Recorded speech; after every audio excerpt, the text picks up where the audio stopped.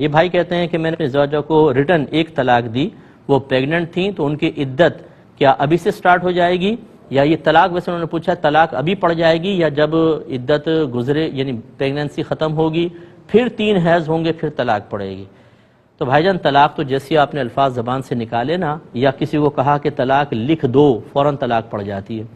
اور آپ کی زوجہ کی عدت بھی سٹارٹ ہو گئی، اور یہ عدت بس بچے کی پیدائش تک رہے گی، جیسے ہی بچی پیدا ہوگی عدت ختم ہو جائے گی، اس کے بعد 3 حیض کا کوئی تعلق نہیں۔ 3 حیض اس کے لیے ہوتے ہیں کہ جو عورت پیگننٹ نہ ہو۔ اگر پیگننٹ ہیں، اب فرض کر لیں کہ عورت کا 9واں مہینہ چل رہا تھا، اب آپ نے طلاق دی، اگلے دن ہی بچہ پیدا ہوا، عدت ختم ہو جائے گی۔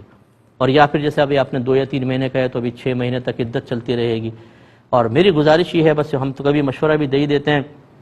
کہ اپنے جھگڑوں کو خدارہ ایسے موقعوں میں تو دائمیں کر لیں۔ ایک بچی پیگننٹ ہے، ٹھیک ہے عورت کی غلطی ہوگی، 99.99% اس کی غلطی ہوگی، لیکن اس کی کیفیت اور حالت دیکھیں۔ اس وقت صدمے میں مبتلا کرنا جس کا اثر بچے پہ بھی پڑے گا، پھر وہ بچی جب پیدا ہوگی تو ایک مطلقہ ماں کی بچی پیدا ہوگی، وہ جیسے شعور حاصل کرے گی باپ کہاں ہے، کیا ہوا تھا، یہ کیوں خامخواہ اپنے بچوں کو ذہنی اذیت میں مبتلا کرتے ہیں؟ اپنی خواہشات کی تکمیل، اپنی پریشانی، اپنی تکلیف آپ کی ہے،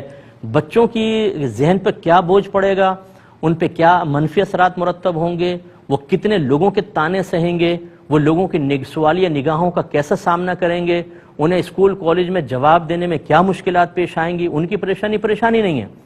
تو خدارہ پیار محبت سے رہیں، مل کر رہیں، ختم کر دیں اپنے جھگڑوں کو، اور پیار سے رہ کر اپنے بچوں کے لیے زندگی گزاریں، یہ سب سے بیسٹ ہے۔